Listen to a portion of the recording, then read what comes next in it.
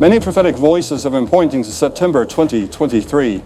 It will all be over come October, when the white-winged peregrine will fly. In 2022, Chris Reed had a dream that seemed to indicate a coming volatile time in United States history. The first one read, after he tore off 1/3 of the $50 bill, quote, "The dollar drops 30% in value," unquote. Mid-East oil strikes deal with China instead of the U.S. Apostle Tim Sheets has been given a word that September 2023 will be an important moment, a time of shaking. It's time to enter times of shaking, yes, but it is also a time of reset. I was then handed another headline entitled, quote, "The perfect storm," unquote, "Inflation reaches a new high." I was then handed another headline which read, quote, "Food shortage crisis as wheat and bread imports are at a stalemate." Of course, we must test any prophetic word against God's inscripturated word. We must invite the Holy Spirit to teach us in regards to any word. It is a time for the ecclesia to strike with the commands of the living God. And it's a time for angels to be on strike missions with us. Jesus told us in John 16:33 that we should not fear, but that we should take heart, because he has overcome the world. It is important to remember that although things may become dark for a time, our hope is in the true and living God. Then another headline was handed to me which read, quote, "Riots and civil unrest as citizens demand entitlement checks," unquote. In the second stage of the dream, I again directed my attention back to the man dressed in black, holding the rest of the $50 bill. And this time he tore it in half.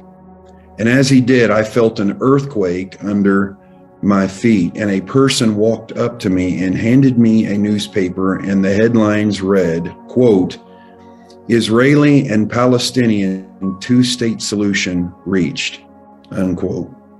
Then another person came up and handed me another headline, which read, quote, "Major earthquake hits the middle of the U.S."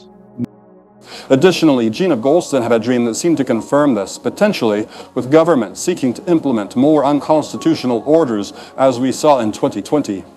It will all be over come October, when the white-winged peregrine will fly. They will gather together to rush laws and order, and this will be the reason why. But fret not, my children, I will finish what I started. I've gone ahead and taken care of things. I will lead and guide you with my spirit inside you, and things will be different come spring. In Psalm 20, verse 7, we are reminded that some trust in chariots and some in horses, but we trust in the name of Yahweh our God.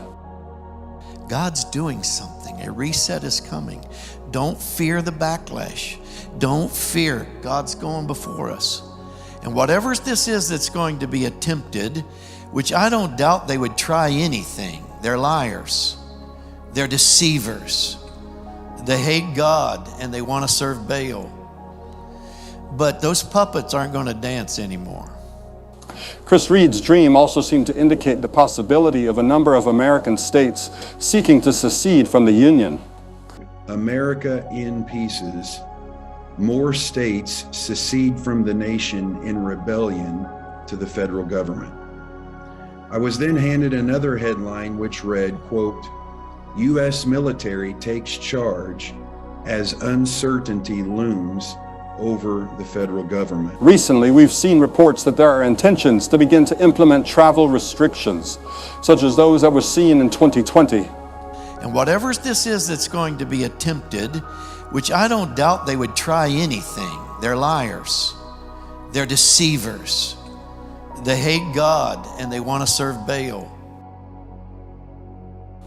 It has never been more important to gather together with God's people and proclaim God's promises. It has never been more important to abide in Christ. The man in black took out what looked like a new $1 bill, but somehow it also looked like a cell phone. And I saw George Washington's face on it, but it looked different. And as I looked at this and pondered this, someone else came up to me and handed me another newspaper, and its headline read, quote, "New currency for a renewed nation." The last headline handed to me read, quote, "Simplicity restored as Americans grow their own food again," unquote. That's the end. We are in the middle of a great battle. It's a battle that started more than 6,000 years ago when creation was young. The battle between the seed of the serpent and the seed of the woman. The attempt of the forever loser and his kingdom to resist me shall be futile. I have set my face and I will not relent. I will not stand down. The cup of iniquity is full and overflowing, and I will drain the cesspool. Take heart and trust in the Lord. In Psalm 91 it says, "He who dwells in the shelter of the Most High will abide in the shadow of the Almighty. I will say to the Lord, my refuge and my fortress, my God in whom I trust. For he will deliver you from the snare of the fowler and from the deadly pestilence. He will cover you in his pinions, and under his wings you will find refuge. His faithfulness is a shield and a buckler."